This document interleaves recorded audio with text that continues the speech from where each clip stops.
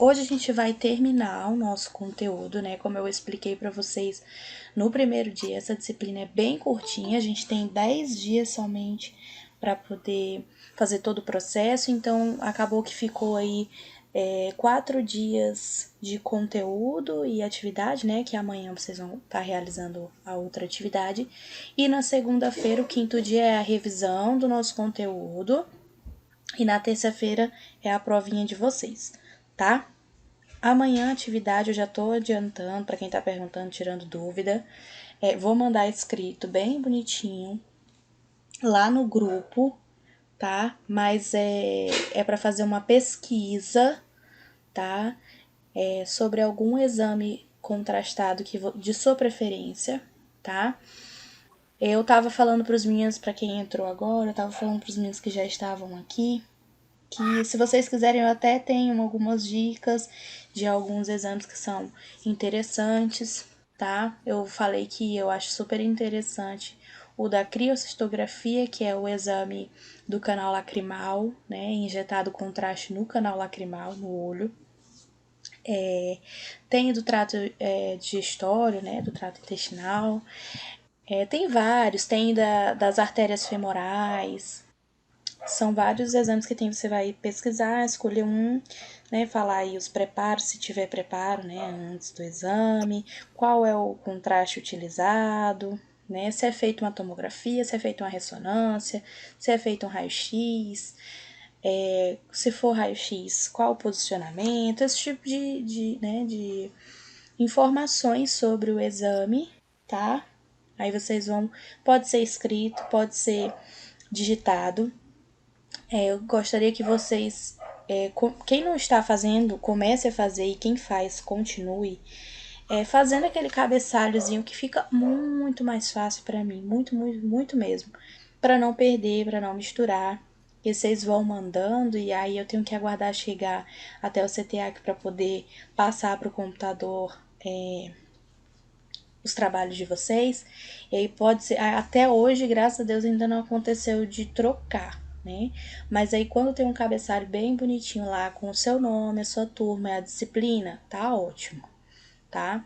E aí informações também, não nesse caso que não vai precisar, mas quando eu passo, por exemplo, documentário e resumo de um artigo, né, que são coisas assim, são textos grandes, é diferente aí, é bom vocês diferenciarem, né? Colocar o que é aquele trabalho, porque muitas vezes eu tenho que, quando chega na metade do trabalho, é que eu vou entender qual é o trabalho que aquela pessoa me mandou, porque todos os trabalhos que eu passo, né, é referente à disciplina, então é muito parecido com o outro assunto, tá? Então me ajudem aí nessa questão de identificar os trabalhos de vocês, tá bom? Érico, Oi. aquele outro trabalho que tu passou, eu apaguei as conversas do grupo e não guardei aquele outro. O Tu primeiro manda também trabalho. novamente. Sim, Mando, quando eu terminar aqui eu mando lá no grupo. Eu copio a mensagem que eu mandei e colo lá de novo, tá bom? tá ok. Lembrando que todos os trabalhos precisam ser entregues até segunda-feira, porque eu tenho menos tempo dessa vez para poder corrigir tudo, fechar a nota e entregar para vocês, fechar diário, mandar para a secretaria. Então, todo o processo que eu pegava aí 5 dias, 6 dias para poder estar fechando, né, essas notas e arrumando tudo, diminuiu mais ainda por conta da carga horária dessa disciplina, tá? Então, tentem me mandar todos os trabalhos até segunda-feira para que eu já comece a corrigir e aí no outro dia fique somente a prova para corrigir, tá? Vamos começar que hoje não tem tanto assunto assim. A gente conseguiu enxugar bastante, né? A primeira aula teve um pouco mais de 1 hora de aula. Ontem também 1 hora. Hoje, questão de 45 minutinhos a gente termina, porque só tá faltando os últimos exames, né? Que eu coloquei lá na apostila. Eu deixei a apostila disponível no grupo e teve alguns alunos que foram pegar lá no CTAC também, tá? Vamos começar fazendo um resumo da aula de ontem, para quem não tava, né? E para fixar o que a gente viu ontem para quem tava. Nós começamos a nossa aula de ontem falando sobre o contraste sulfato de bário. Vamos de novo bater na tecla, né, sobre os 3 tipos básicos de contraste que a gente pode encontrar, né, e aqueles que a gente é mais comum da gente usar.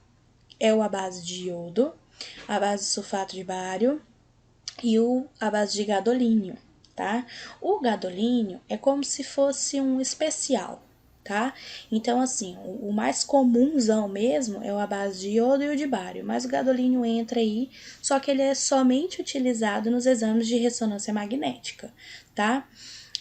Na primeira aula a gente falou bastante sobre as contraindicações, as indicações do contraste à base de iodo, e ontem a gente falou bastante sobre o contraste à base de sulfato de bário, né? A gente viu aí que o contraste à base de sulfato de bário, né, ele vai ser considerado aí como um meio de contraste positivo ou radiopaco, né? E ele é muito utilizado aí para se visualizar o sistema gastrointestinal. Então, tudo que se refere a esôfago, a estômago, a duodeno, a intestino, grosso e delgado, é utilizado o sulfato de bário, tá? Ele é aí um contraste via oral, e eu até coloquei aqui em vermelho para vocês. É uma informação muito importante e com certeza eu vou cobrar, tá, para vocês na prova, do porquê, né, que o sulfato de bário não pode ser injetado na corrente sanguínea. Ele não se dilui, né, no plasma sanguíneo. Então, ele é um contraste aí que ele só pode ser ingerido, tá? É via oral. Os outros dois, o iodo, por exemplo, o iodo ele pode ser tanto por via oral quanto por via endovenosa, tá? E o gadolínio, que é o especial, né, utilizado na ressonância magnética, ele é feito aí a sua administração via endovenosa, é para visualizar aí os vasos, né, as artérias, as veias, tá bom? Aí a gente viu aí alguns exemplos, né, no estômago, a gente dilui geralmente 150 ml do produto, né, com 300 ml de água e fica a concentração do volume de 33%. Para fazer a visualização do intestino delgado, a gente dilui 500 ml do produto com 750 ml de água, tá? Aí, como é uma área maior a se visualizar, a quantidade de produto também tem que ser um pouco maior, tá? O prazo de validade desse tipo de produto aí são 24 meses a partir da data de fabricação que fica impressa na embalagem externa do frasco, tá? E os cuidados de conservação dele é manter em ambientes, né, em temperatura normal, temperatura ambiente, que não esteja tão frio nem tão quente, porque isso vai alterar aí a consistência do produto, né, a viscosidade, tá? Então a gente não pode nem congelar, colocar na geladeira, nem nada disso. E também não pode deixar exposto a temperaturas muito altas, tá? Né? Para não ficar muito quente, tá? Nós vimos também, além da conservação, a eliminação dele e a diferença que a gente tem o bário fino e o bário espesso, né? Eu falei para vocês ontem que o bário fino é uma mistura do bário, né, onde é misturado metade de sulfato de bário e a outra metade de água. Então ele fica aí uma mistura mais cremosa, tá? E é usado para estudar todo o sistema gastrointestinal. Já o bário espesso, que é uma outra forma de utilizar o sulfato de bário, né? Ele não é metade água, metade sulfato. Ele é aí 2 ou 3 a 4 partes de sulfato de bário, ou seja, a maior parte é de contraste e uma pequena parte somente para misturar de água. Então, ele vai ficar aí com uma consistência de mingau. Por ficar com essa consistência de mingau, ele é utilizado mais para visualizar aí a questão do esôfago, né? Que ele vai ficar como uma capa protetora, eu falei dessa maneira ontem, né? Ele vai proteger bem, vai grudar bem nas paredes do esôfago e a visualização vai ser boa, tá? Então, nós temos 2 variações do bário aí, somente na forma do preparo, tá? E a gente chama de bário fino e bário espesso. Sobre a eliminação do bário, né, após o exame, através da defecação, tá? Então, o que acontece? Uma das funções normais do intestino grosso é fazer a absorção de água, né? Então, qualquer mistura de sulfato de bário que exista no intestino grosso após esses procedimentos, né, realizados com o contraste com ele, o bário pode se tornar endurecido, solidificado e, consequentemente, dificultar aí a evacuação, né? E aí alguns pacientes precisam, às vezes, né, de ajuda para poder, como que eu posso falar, dissolver esses resíduos que ficam no organismo.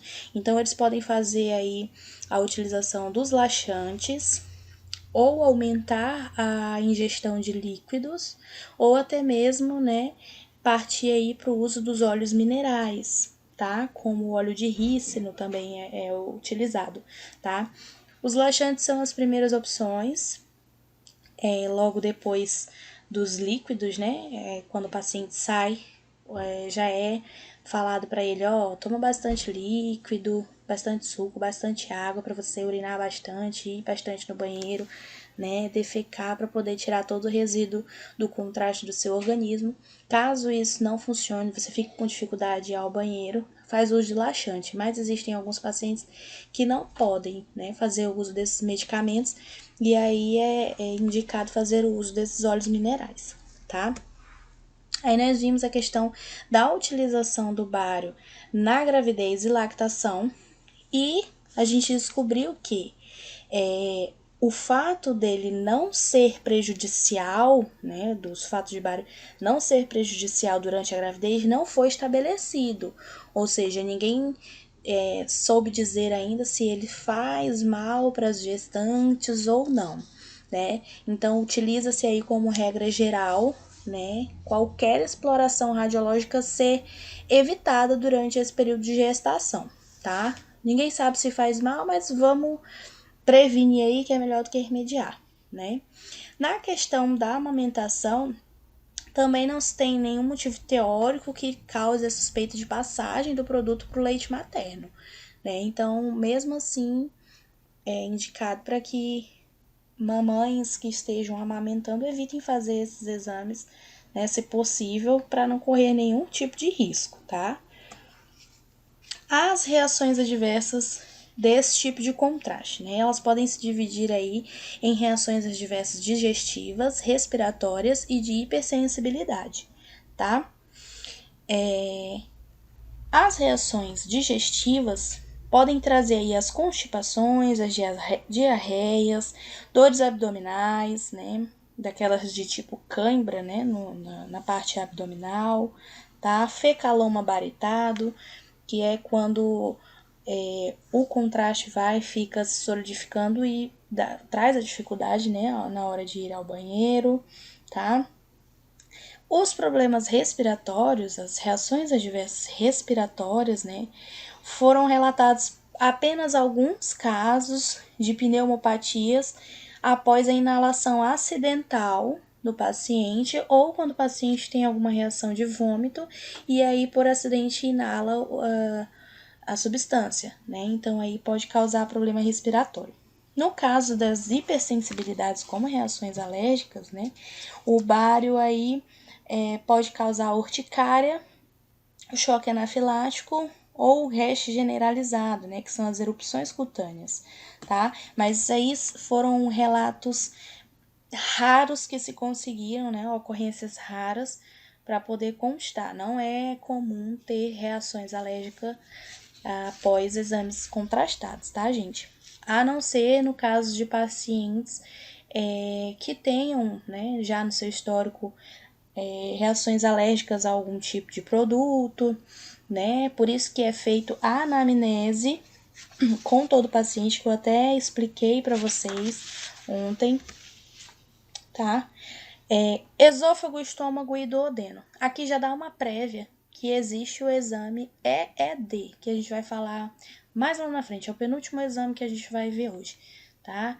Nesse tipo de exame, por exemplo, exige um preparo, né, bem grande, onde o paciente tem que parar de comer, beber e fumar, né, a partir das 10 horas do dia, das 10 horas da noite, né, às 22 horas do dia anterior né, até terminar de fazer o exame, tá? Sobre as precauções gerais que a gente conversou ontem, que eu expliquei para vocês, eu achei interessante que a maioria não sabia o que significava anamnese, né? E a anamnese é algo que vocês precisam muito saber, entender a importância dela, né, para qualquer tipo de exame que a gente vai realizar. Sabe quando chega um paciente lá na sala de raio-x, né? Você, por exemplo, vai lá fazer um raio-x de tórax e tal, e aí o técnico pergunta para você se você, no caso das mulheres, né? Você tá grávida? Você tem suspeitas de gravidez? Tudo isso, essas perguntas que ele está fazendo, já se encaixam na anamnese. Fazer uma pesquisa sobre a vida do paciente, né? Informações que sejam importantes para poder aí precaver ele de qualquer acidente. E é muito, muito mais importante fazer essa anamnese no caso desses exames contrastados, porque a gente vai estar injetando no corpo do paciente ou fazendo ele ingerir aí, né, substâncias que podem trazer algum malefício. Então é muito importante, né, a gente fazer essa anamnese com o paciente, vai perguntar para ele se ele tem algum antecedente alérgico grave, se ele tem asma, se ele tem alergia, se tem alergia à picada de inseto, ao iodo, a camarão. Vai ter um amplo questionário para o paciente, tá? E aí você vai pedir para que ele assine uma autorização de que você vai fazer lá o meio de contraste nele, tá? Em caso desses pacientes ter antecedente alérgico, a gente comunica ao médico radiologista ou o médico responsável pelo paciente e a gente não vai se aventurar a fazer nenhum teste nem a fazer nada sem que o médico daquele paciente nos autorize, tá? Outra precaução que a gente tem que tomar é injetar o contraste lentamente, tá? Em caso do médico do paciente aí passar algum antialérgico, alguma coisa desse tipo, você não vai misturar o contraste, tá? E nunca reutilizar seringas. Por isso que eu falei para vocês que é importante vocês saberem, né, o que contém dentro da sala, o que vocês precisam ter e saber que antes de acabar você precisa comunicar o responsável de repor o material para você, né, trabalhar certinho. Então, por mais que seja no mesmo paciente, às vezes você utiliza mais de uma seringa no paciente, você não vai utilizar a mesma seringa, mesmo que seja nele mesmo. Utilizou a seringa, vai precisar de novo? Pega uma nova, tá? Que ela já é descartada. E tem toda. A gente vai fazer a visita lá na CEDIMP, vocês vão ver que tem as caixinhas destinadas para colocar os frascos dos contrastes, tem o lixo hospitalar que é para colocar lá a seringa, tudo separadinho, bem bonitinho, tá? São precauções que a gente precisa ter, até porque quando você vai fazer aí uma injeção no paciente, né, fazer em via endovenosa, você vai mexer com o sangue do paciente, tem que estar de luva, e aí se for descartado de maneira incorreta, você for pegar e se furar, você corre o risco de estar se contaminando com algum tipo de patologia também, tá? O primeiro exame que a gente viu ontem foi o de urografia excretora, né? A gente falou um pouquinho desse exame também numa disciplina que a gente já teve, que foi a de doenças radiológicas, não Estudo. foi? Estudo radiológico, não foi? Das doenças. Isso. Quando eu estudei na faculdade, não foi com esse nome essa disciplina, mas foi basicamente a mesma coisa que eu passei para vocês, só mudou o nome da disciplina. Para mim foi imaginologia, né? Que é a gente saber identificar a patologia, entender do que se trata e identificar ela na imagem, né? Que foi o que a gente estudou, saber identificar quando é um pneumotórax, quando é um derrame pleural. E no caso da urografia excretora, a gente viu aí, né, soube identificar quando que tinha o contraste. Eu coloquei já para vocês terem uma noção dessa disciplina, tá? A urografia excretora é um exame não invasivo, né, que tem a finalidade de examinar toda a dinâmica do nosso sistema urinário. Então, ela vai visualizar aí toda a porção coletora do sistema urinário, vai avaliar a capacidade funcional dos rins, vai ver se não tem nenhum rompimento nos ureteres, tá? As indicações para se fazer esse exame, gente, É quando o paciente apresenta aí alguma massa abdominal ou pélvica, quando ele apresenta algum cálculo renal ou uretral. O que é cálculo uretral ou uretral ou renal? O que vocês acham que é? Só pelo nome. Alguém? É, é, é os cálculos dos rins, sei lá. Pelo nome. No cálculo renal, o nome já tá falando. São calcificações. Lembra quando a gente fala assim, pedra nos rins, né? Sim. São cálculos, a gente pode até chamar de cristais, que ficam na parte dos rins, do renal. O cálculo uretral, né, os cálculos uretrais, são aqueles que já saem dos rins, aqueles pequenos cristais, e vão pelo canal dos ureteres, né, podem chegar até a bexiga e até mesmo a uretra, tá? Quando esses cálculos passam para o canal dos ureteres, eles, dependendo dos milímetros, né, eles causam dores insuportáveis quando ele faz essa movimentação. E se chegar até a uretra, vocês estão vendo aí na imagem? Direitinho, tá dando pra ver? Ou não? Tá sim, tá sim. Tá cortando pra vocês. Vocês estão vendo onde tem escrito uretra? Não. É porque eu acho que tá cortando, né, no slide. Deixa eu tentar baixar aqui, peraí. Ah, tá, agora vai.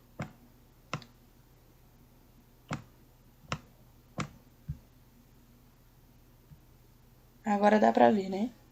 Agora sim. Opa. Então, quando o cálculo sai do rim, ele faz esse caminho aqui pelo ureter, ele pode chegar até a uretra, tá? Chegando na uretra, dependendo do milímetro dele, né, da espessura dele, ele pode até bloquear a passagem da urina e aí a pessoa ter que ser submetida a uma cirurgia de emergência, né, para poder retirar esse cálculo, tá? Então, a indicação para fazer esse exame de urografia excretora é quando se tem suspeitas aí de ter alguns cálculos e aí é injetado, né, esse contraste no paciente, tá? E aí é visualizado todo o canal, ver se tem algum cálculo, se tem alguma ruptura, tá? O preparo do paciente para fazer esse exame, né, na véspera do exame, durante o dia, evitar a ingestão de líquidos, né, de alimentos que deixem resíduos, né, como os vegetais, legumes, feijão. Fazer uma alimentação mais leve, né, no jantar do dia anterior. E a partir das 10 horas da véspera do exame, tomar 2 comprimidos de laxante e ficar em jejum absoluto até a hora do exame. Não vai tomar nem água, nem beber nada, tá? No preparo da sala, vai ter que ter scalpel, seringas, algodão e álcool, esparadrapo ou fita para quando terminar tudo, né, colocar lá no lugar onde foi feita a injeção, o carrinho de emergência. E aqui tem uma imagem de uma urografia excretora, tá?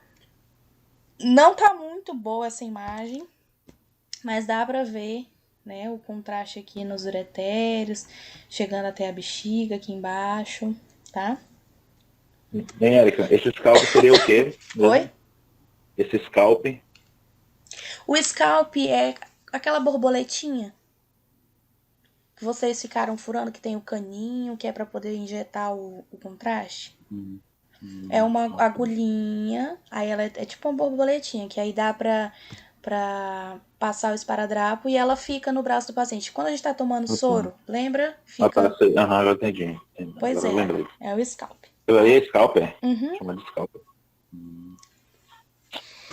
Beleza. Essa foi a urografia excretora. Paciente, né, faz todo esse procedimento que eu expliquei para vocês. Tem que fazer jejum. A sala tem que ter esses scalpes, essas seringas, o esparadrapo, carrinho de emergência.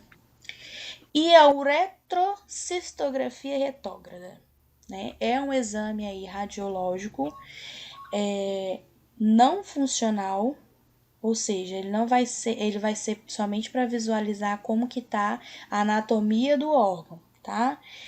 Vai ser feita aí nos homens para estudar a extensão da uretra, tá? Aqui, ó. A uretra do homem é maior do que a uretra feminina, tá? Por conta do pênis, né? A da mulher é curtinha, sai da bexiga e pronto. A do homem tem todo esse canal e aí é subdividida, né? Uretra prostática, uretra membranosa e a esponjosa. Então, esse exame vai poder avaliar todo esse canal até pertinho aqui da bexiga, para ver se tem algum rompimento, como que eu posso dizer em palavras chulas assim, se tem um entupimento, vamos dizer assim, tá? É utilizado aí seringa como adaptador especial e é disparado aí o raio-x quando é introduzida aí a quantidade necessária de contraste. Quando não se tem esse adaptador, é injetado pela sonda, tá? É indicado aí, ó, aí tá a imagem do exame. É indicado aí para quando o paciente tem alguma estenose uretral. Aí tem uma imagem, um exemplo de estenose, é como se fosse um rompimento do canal. Fístulas, tumores. O material que a gente precisa ter é o soro fisiológico, o contraste iodado, que é utilizado nesse exame, né? Gases, as luvas, seringas, né? O anestésico para poder passar a sonda, tá?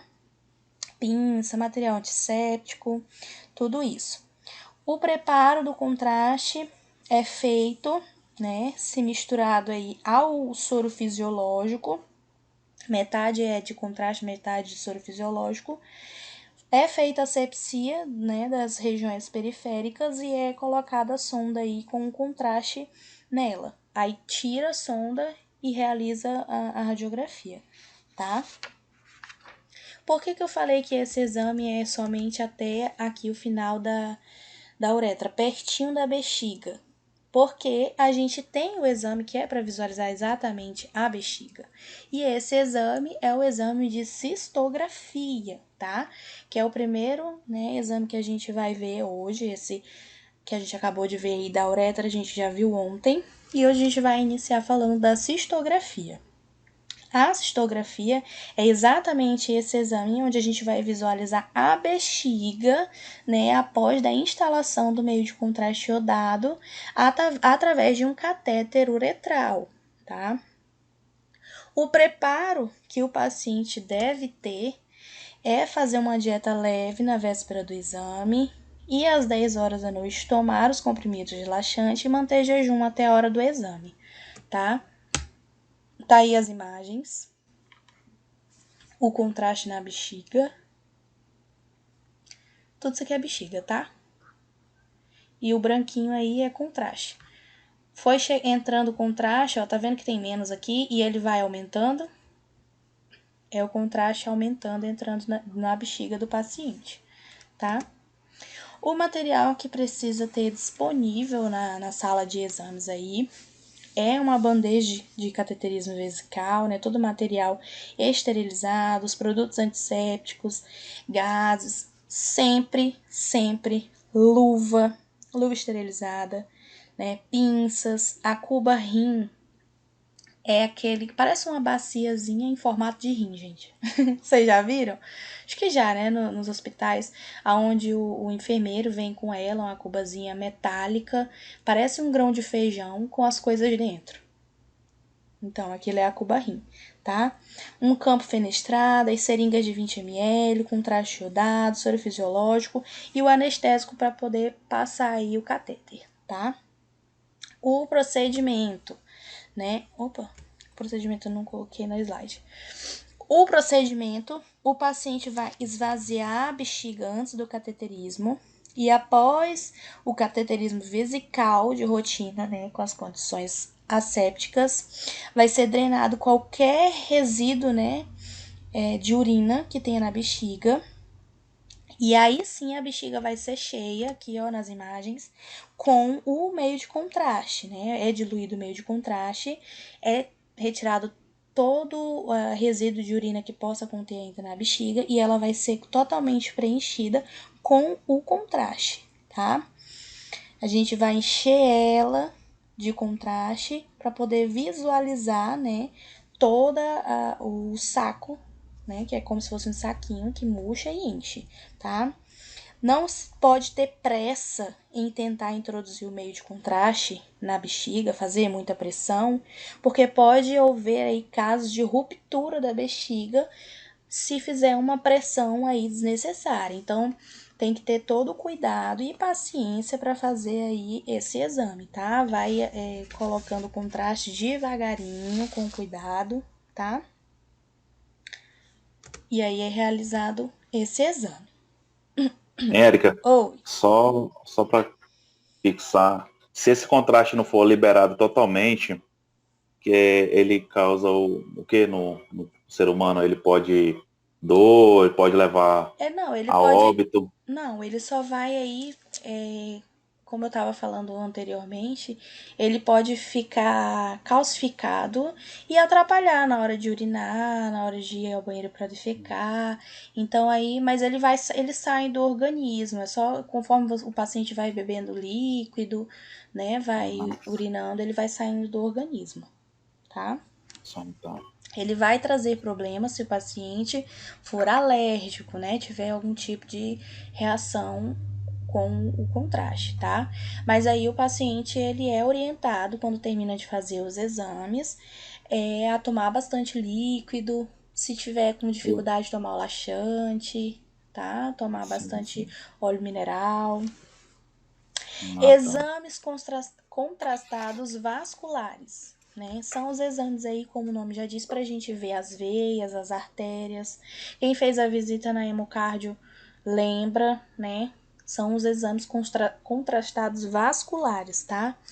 As principais patologias que esses tipos de exames aí podem avaliar, né, são os arteromas, né, a gordura na parede interna do sistema vascular, quem faz cateterismo aí, arterioclerótica, que é a oclusão por placa de arteroma, né, a gordura vão virar aí umas placas, e a arteriosclerose, né, que é o enrijecimento ou a perda da elasticidade do sistema sanguíneo, porque as nossas veias, elas não são durinhas, elas são elásticas, né? Elas conseguem aí ser maleáveis. E quando ocorre aí o enrijecimento, né, dessas veias ou dessas artérias, é aí uma indicação, né, de uma patologia que é utilizada esses exames para avaliar, tá?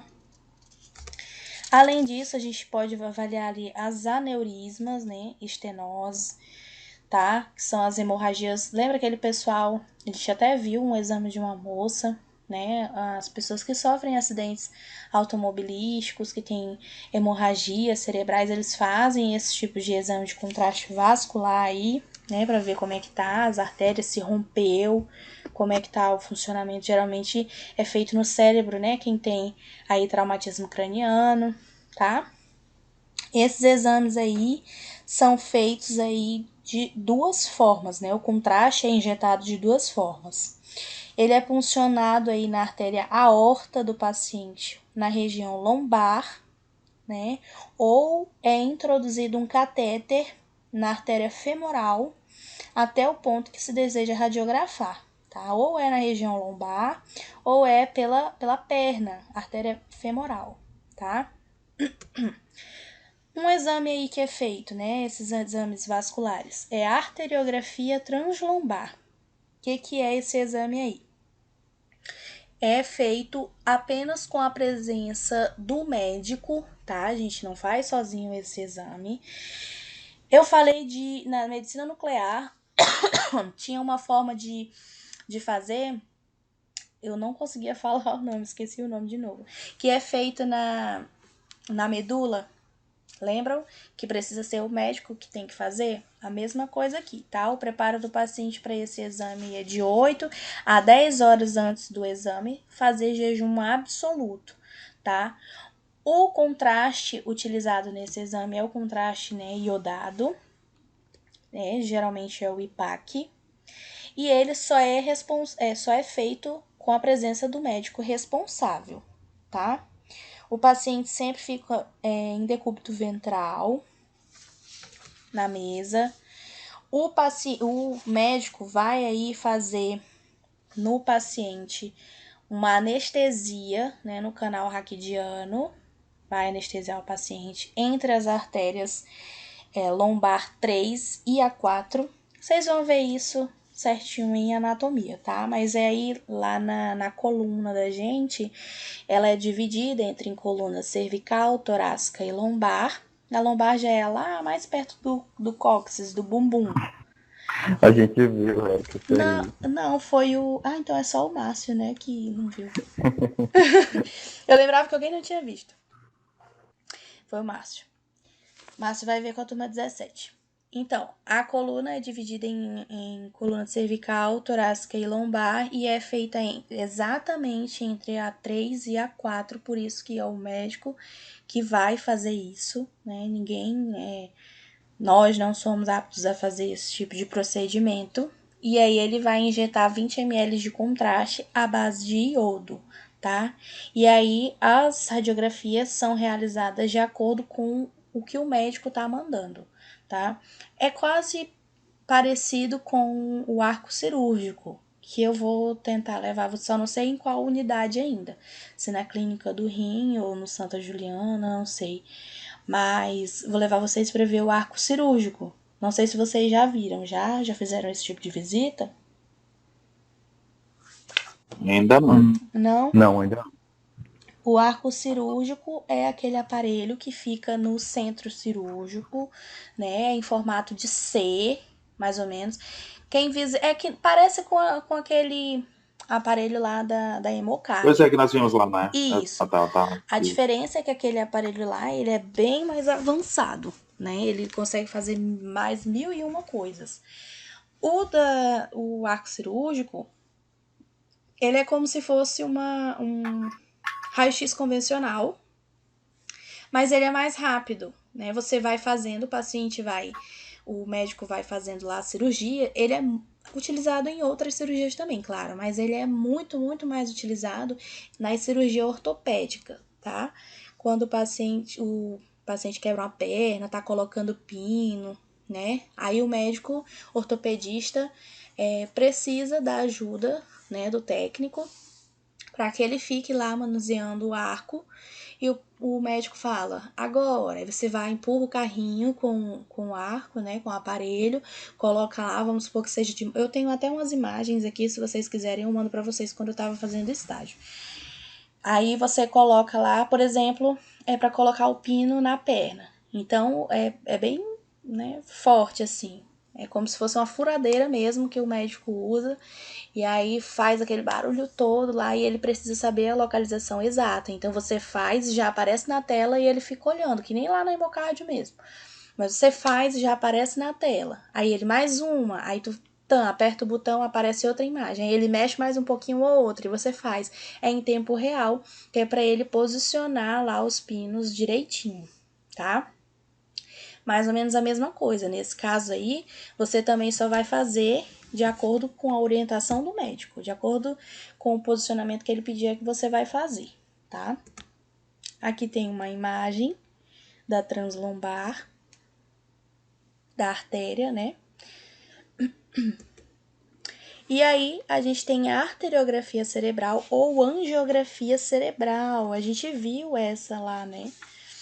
Da arteriografia do cérebro, né? A gente estuda aí nesse exame a avaliação dos vasos sanguíneos, né? A gente vai conseguir obter aí um mapa vascular exato da situação, como é que tá, né? Quando disponível, a ressonância magnética vai fazer aí uma técnica indicada para fazer a avaliação diagnóstica inicial, né? E aí são exceções aonde se pede para fazer a tomografia como uma técnica de escolha para fazer o exame inicial, tá? Ela vai avaliar aí pacientes após algum traumatismo agudo, vai avaliar pacientes com suspeita de apresentar hemorragia subaracnoide ou parenquimatose aguda, vai avaliar os pacientes com doenças que afetem principalmente a base do crânio, tá?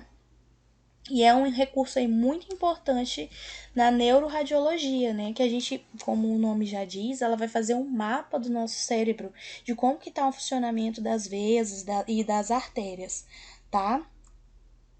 Aí eu deixei para vocês na apostila um textinho, né, que não é importante pra gente estar vendo agora na aula, que a gente ainda tem mais 2 exames para ver, mas como curiosidade, né, na última década, como que era feita a angiografia, e vocês podem estar lendo aí essa parte, tá? O objetivo, né, e as indicações desse exame é justamente aí estudar esses vasos sanguíneos e ver se, geralmente, quando o paciente sofre algum tipo de acidente, tem traumatismo craniano, é ver se o paciente, né, vai ter uma morte encefálica ou se ele tem chances aí, né? Então, é feita a injeção do meio de contraste, e aí você vai fazendo as imagens e vai vendo o contraste percorrer, né? E como a gente falou lá, acender as veias. A gente vai ver até onde ele vai e se todas as artérias estão intactas, né? E quais estão comprometidas, tá? Olha aí, ó, uma imagem que a gente viu lá na hemocárdio, como se fosse uma arvorezinha, né? Que o rapaz lá chamou. Tem os. Érica, Oi. não tá, é só de um lado mesmo. Não tá faltando de outro lado, não. Não, é porque é feito em partes, Ah, tá. tá? Essa daí são feitas em partes. Tem os vídeos, quem tiver o vídeo, manda de novo lá no grupo. Teve muita gente que eu acho que nem prestou atenção, mas o vídeo é mais interessante de ver do que a imagem, porque não dá pra colocar aqui, né, o vídeo, tá? O exame de EED, o que é? É o exame de esôfago, estômago e duodeno, tá? O objetivo desse exame aí é estudar radiologicamente a forma e a função, né, do esôfago, do estômago e do duodeno, tá? É tudo pertinho um do outro, só que ele é dividido em partes, tá? O esôfago é a parte distal, né? Desde que vem aqui perto da boca, vamos dizer assim. Vai quando chega no estômago. E o duodeno é o finalzinho do estômago. Tem imagem mais na frente, vocês vão entender, tá? E também é utilizado aí para detectar condições anatômicas e funcionais, né? Normais ou anormais no organismo, tá? Para avaliar se tem úlceras, né? Úlceras pépticas, gástricas, duodenais, tá? São utilizados para visualizar aí toda essa parte do nosso organismo, tá? Pode ser causadas essas úlceras, né? Por diversas causas, vamos dizer assim. Vocês conhecem bem aquela questão de paciente que fuma muito, né, desenvolver as úlceras, que bebe muito. É como se fossem tumores, né, abertos por conta desses vícios, né? Ou pode ser também por conta da dieta inadequada, estresse, tá? Tudo isso pode causar as úlceras, tá? E aí, se não for tratada, essas úlceras aí podem levar a uma perfuração do estômago ou do duodeno, tá? Como que o paciente vai se preparar para poder fazer esse exame? Ele faz um jejum absoluto de 8 a 10 horas antes do exame, né? Ele é instruído aí a não fumar, não mascar chiclete nesse período do jejum, né? E não ter nenhum tipo de material radiopaco entre a boca e a cintura. A gente já falou tanto de material radiopaco ou positivo, né, translúcido ou negativo. Vocês sabem me dizer aí, me dar um exemplo de algum material radiopaco que possa conter aí no paciente, que possa atrapalhar o exame? Alguém? Não?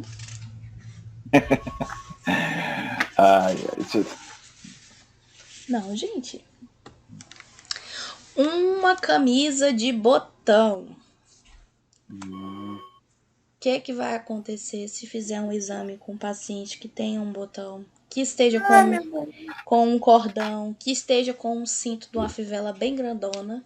O que vai acontecer? Vai ficar Vai atrapalhar. aquela Sem um patacona brinco também, branca. nada, né?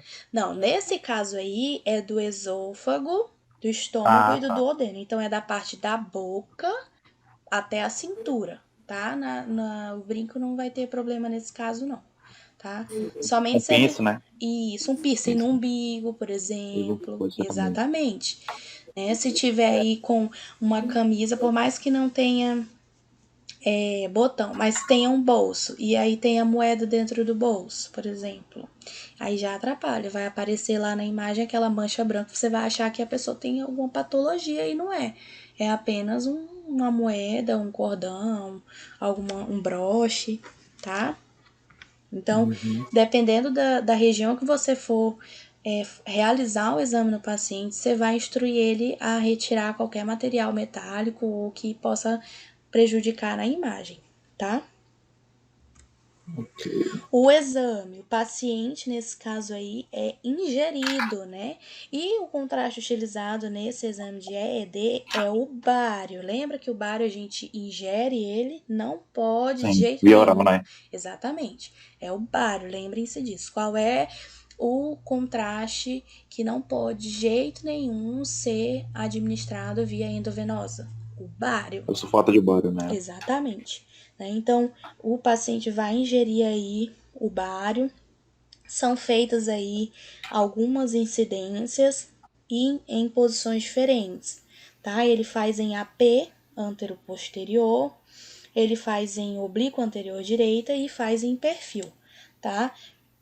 Primeiro faz a parte... Érica, Oi. só para.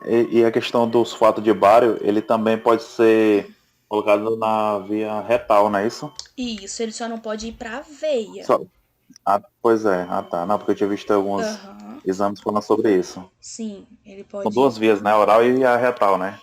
Mas aí quando a gente fala assim que ele não pode ir é para corrente sanguínea, Ah, né? tá. Sim. Pelas extremidades pode, ele só não pode ir para corrente sanguínea porque ele não se mistura com o plasma sanguíneo, tá? Sim, sim. Então, aí o paciente vai ingerir o sulfato de bário, né? E vão ser feitas aí 3 tomadas para poder visualizar a primeira parte do esôfago, depois no estômago e o duodeno. Aqui, ó. Aqui ainda é uma porção do esôfago, aqui é uma parte do estômago e essa partezinha no finalzinho aqui, ó, é o duodeno, tá? Essa imagem aqui é da parte distal, ó, aqui a coluna, as costelas, é a parte do esôfago aqui, ó, tá?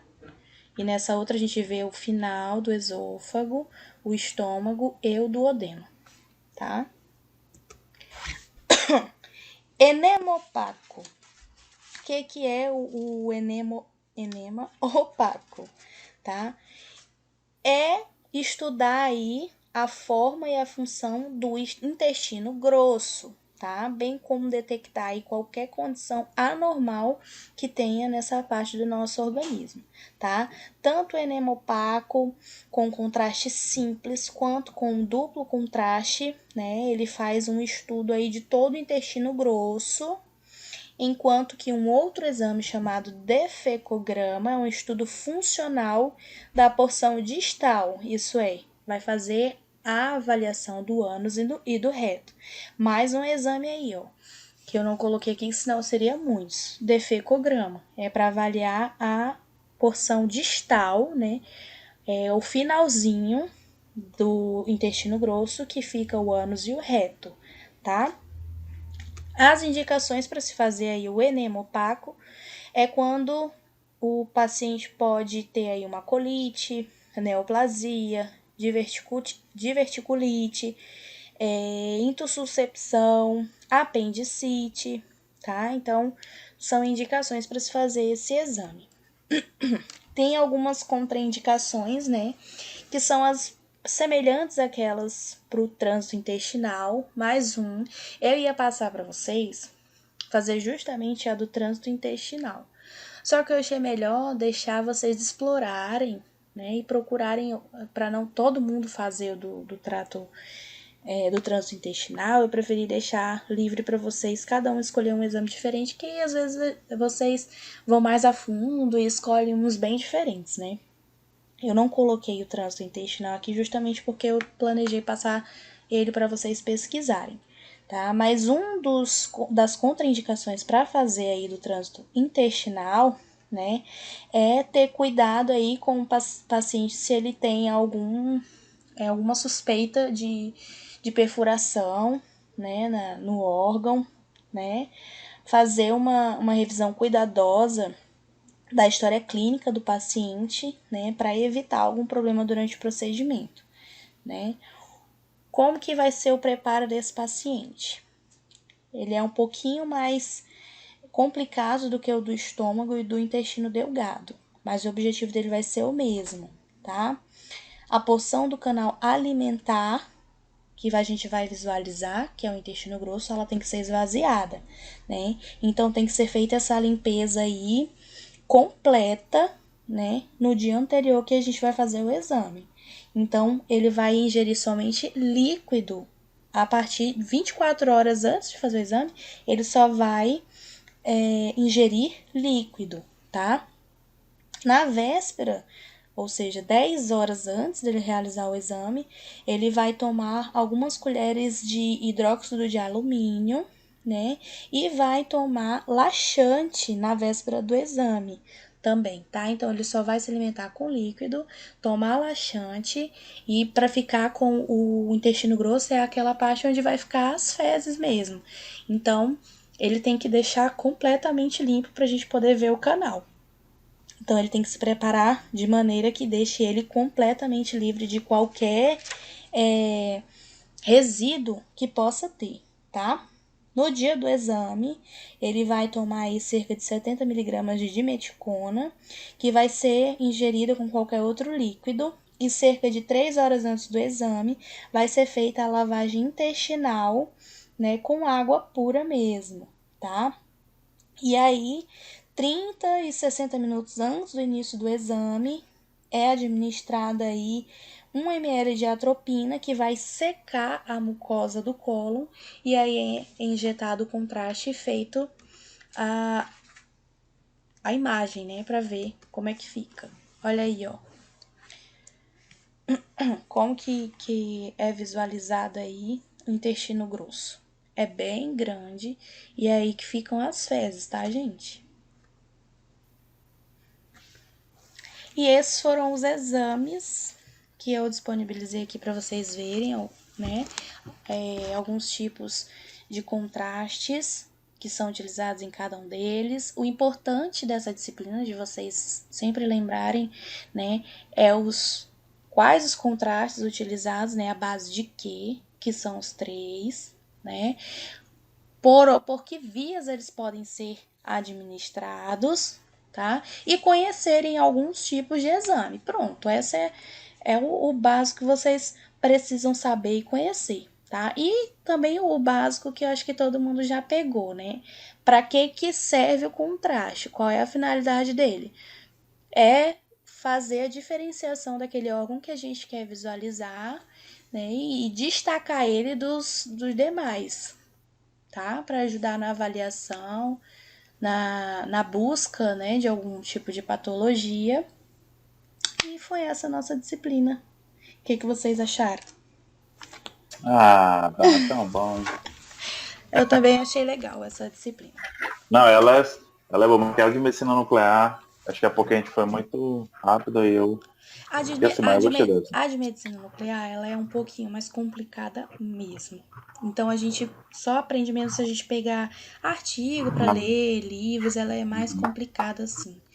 E também é mais difícil, a gente, pelo menos lá na faculdade, a gente não fez nenhum tipo de visita, não tem estágio. Então, eu particularmente acho que fica um pouco mais complicado de você compreender quando você não tem essa possibilidade de ver na teoria e ir lá, pelo menos fazer uma visita ou, né, ver como é que funciona, porque aí você liga aquilo que você escutou com o que você tá vendo e aí encaixa tudo, né?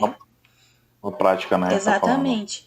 Teoria com a prática. Exatamente, por isso que eu tô buscando toda a disciplina que dá para fazer uma visita, levar vocês para pegar o que a gente lê, o que a gente estuda, ligar com aquilo que a gente tá vendo, que o profissional tá comentando com a gente, e aí fixar o conteúdo para ele ficar mais solidificado.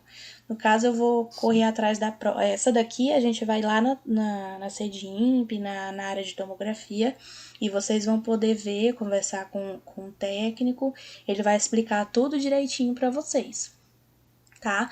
A próxima disciplina da gente é de odonto. Vou também tentar fazer uma visita com vocês na clínica para poder fixar conteúdo, vocês verem na prática, que eu acho que a gente aprende muito mais assim, né? Érica, amanhã não vai ter aula na plataforma não, então, né? Não, amanhã de manhã eu Todo vou. trabalho, né? Amanhã de manhã eu vou descrever, vou mandar do jeito. Daqui a pouco, alguém me pediu para eu mandar de novo o primeiro trabalho. Vou mandar do mesmo jeito do primeiro trabalho. Vou descrever bem bonitinho, mando para vocês. E na hora de entrar na plataforma, tem muita gente que trabalha e tal, né?